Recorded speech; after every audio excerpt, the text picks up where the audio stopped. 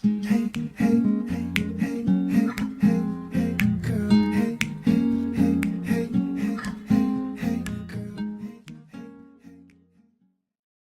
I'm Arielle. And I'm Lauren. And this is the DL Travel Channel. Lauren and I are so excited because we are finally going to get to the travel part of our series. So we're going to be taking you through downtown. And we're going to be kind of exploring the Greenwood area in North Tulsa where the events of the Tulsa Race Massacre and fire in Beulah take place. So Lauren and I are at 319 South Main Street. And this is where it all began. This is where it began in fire in Beulah. This is where it began in the Tulsa Race Massacre. This is the building, the actual building, where Dick Rowland and Sarah Page had their encounter. We're not sure what exactly happened because there's so much speculation about it, but we do know that there was a scream and that there was a young black man, Dick Rowland, running from the building. And, you know, it's really just kind of eerie, I think, to be here. It's an odd feeling for sure. We've both been down this street many times and we had no idea what was right in front of us, which is so weird. And you know, a lot of that is probably our education system, which is very sad. But yeah, this is where it began. We both noticed that Tulsa World is across the street, which is really interesting because this whole riot happened because of media. Lauren and I obviously both went to school for media and we studied media, so we know what a powerful entity it is. And the fact that the Tulsa World is right across the street, the fact that, you know, the reason that the Black Wall Street was burned down was because newspapers misreported the events, and, you know, they decided they wanted to lynch a Negro and that they were going to bomb the Black Wall Street. Right. Those are all things that we're thinking about standing here and things that we're noticing. So when you come down 319, notice the Tulsa World across the street, notice how you feel knowing that something so horrific all started in this very spot. Right. It's crazy being a Tulsa native because you walk down the street, like you said so many times, and you realize, looking at this building, it's the same name as it was when the Tulsa Race Massacre happened. It's crazy that this is still standing and nothing of Black Wall Street still stands. It's still standing. More or less. Yeah. So it's crazy to see how much Tulsa has changed, and yet at the same time how much of it's still the same and how much we're still suffering from these old wounds. So right. So we don't want to discourage anybody from coming here. No. Obviously we want you to come and experience the city. It has great Art Deco, but there's also a history here that needs to be talked about that we want people to be aware of. And of course, you know, the novel is set here and our entire channel is about taking you to the places so you can actually see them. So when you're reading about that part in the chapter or section, fire, know that this is the place where that actually started.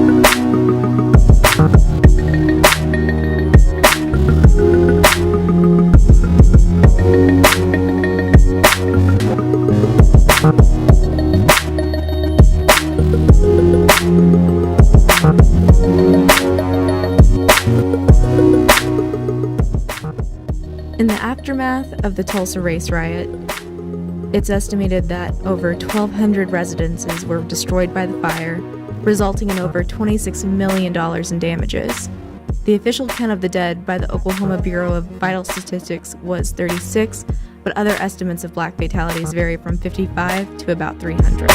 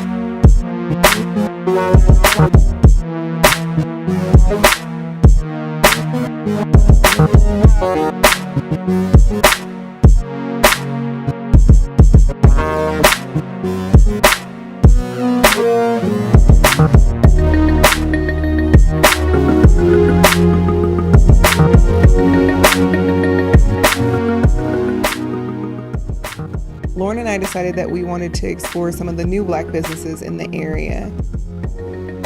And while we were on our journey, we discovered someone who was working very hard to keep Greenwood's legacy alive. Well, I wanted to show Greenwood as it is today. I wanted to show the past with the present.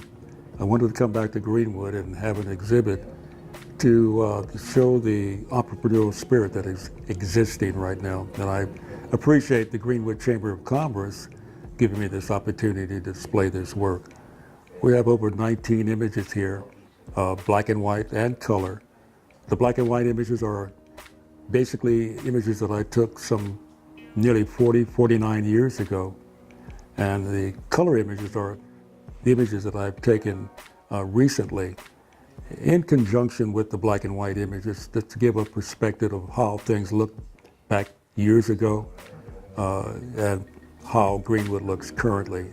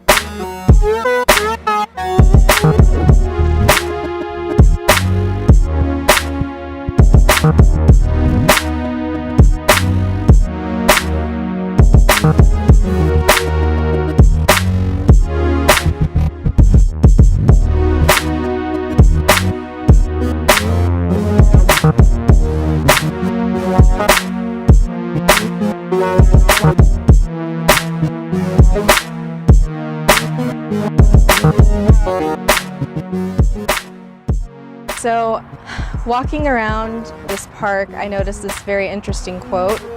It says, "Lifting as we climb, the eternal verity shall prevail," B.C. Franklin. After reading Fire in Beulah, I'm very curious to know what you guys think that this quote means in relation to the Tulsa Race Riots, to Fire in Beulah. So I would really love to hear what you guys think about this quote, because I'm personally kind of confused as to exactly what the meaning is supposed to be. So I would be very interested to hear your interpretations.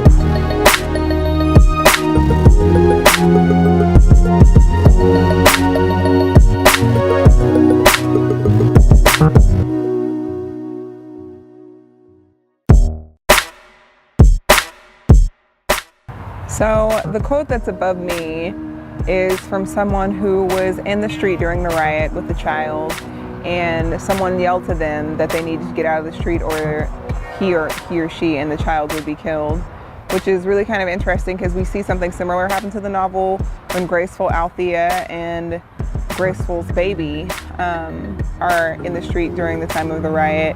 Although Graceful isn't really trying to get out of the street, it's just interesting to hear how closely the novel is to reality, and it's a bit jarring when you really think about it, because the things that you read about in the book are horrific, and then you put that into the context of nonfiction and it's sobering. So that concludes our tour. Lauren, after touring downtown Tulsa, getting to explore the setting of Fire in Beulah, how did you feel? When I kind of reflect on our tour and what we saw, I think it was probably more of a learning experience for me than it was for you. When we were looking at the memorial, seeing how much money and claims that, were never given. When we were speaking to Don, I was learning a lot from him when I was listening to the interview, and I was very much enraptured by his story and what he was telling me. So I feel like if I have a lot to learn, probably a lot of our community has a lot to learn. So I'm glad we get the chance to kind of help educate people on this. So that was kind of what I took away from it. I do have a particular question for you. So when we were at the park, what are your thoughts and feelings about Reconciliation Park? When you're in that space, do you feel like we have reconciled, or we're still in the process of reconciling that really horrific event in our hometown's history? I feel like if the efforts hadn't stopped at Reconciliation Park, I would probably feel a lot better about that space. I do appreciate how beautiful it is. I appreciate the statues. I appreciate the choice of phrasing. I appreciate those things. However, I will always be of the opinion that that should have just been a first step that had many to follow. And I feel like if you really want racial reconciliation, if you really want to heal this wound that has scarred our city, I think that you need to rebuild the thing that was destroyed, and you need to invest in the people who lost everything. And now some may argue, well, like, those people aren't alive anymore, but of course, as we know, generational wealth makes a huge difference in opportunity and growth and social mobility. So I would say help the descendants of those people if you really want reconciliation. So for me, I didn't learn a lot when I was there. It's kind of like when I was reading Fire and Beulah, it wasn't new information to me. And, it was like, oh, this again. I appreciate the effort, but it's definitely minimal, in my opinion. Yeah. I will say, when we were at the park, this was the first time she and I actually ever visited this park, even though it's been around for a while. It's definitely a quiet space. It's very beautiful. It's definitely, I can tell, a space meant to meditate and reflect on those events. But I don't know if it takes it much further than that. Right. And I think if you have never been to Tulsa, you don't know our history, it is a good starting point. But that's exactly what it is. It should not end there. Your journey should not end with Fire and Beulah. It should not end with going on a similar tour to what Lauren and I went on, or going to Reconciliation Park. There's always so much more to be learned. You heard Lauren say that. And even I could learn more. It's just these two experiences didn't teach me much past what I already knew. So, yeah. But I enjoyed touring it with you, and it was really interesting to see some of the places. Like, Renberg's, neither one of us expected that. Yeah, that was, when we were looking up the information, her and I were like, this can't be right. This can't be the same place with the same sign. Yep. And sure enough, it was. So, So I think that was really cool. But again, it's always really cool to get to like kind of experience and walk through what the characters walk through in the novel. So that was probably the most enjoyable thing about it. And if you want to have a similar adventure, you should definitely come visit Tulsa, and you should definitely read Fire and Beulah. And that pretty much concludes what we're doing with this novel. I mean, of course, we're always going to want to discuss with you guys different things, but we're moving on to our next adventure because that's what this channel is about. So we are now going to be reading Where the Red Fern Grows, which I am particularly excited about just because it involves a dog. Yes. And I love dogs. She does. I think that's the only reason she hangs out with me, is because I have 2 dogs. I only have friends who have dogs, because then I can just visit the dog with the premise of like having a friend like, oh yeah, friend, I'd love to come see you, but then I just play with their dogs. But So we have some super exciting things coming up. I really want you guys to stay tuned. Of course, we're going to be breaking down the novel, but we're also going to go on a really fun adventure, which we're really excited to share. And so definitely stay tuned. Continue to follow us on social media. Of course, you can find us on Instagram at DL Travel Channel. You can find us on YouTube, which is probably where you're watching this. And you can find us on Facebook at DL Travel Channel. And if you want to shoot us an email, it's dltravelchannel@gmail.com.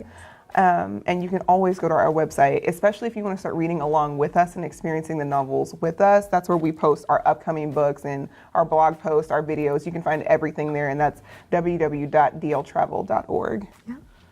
And I think that's it. So we are excited to see you guys for Where the Red Fern Grows. yes. And yeah, we'll see you next time. Okay. Bye, guys.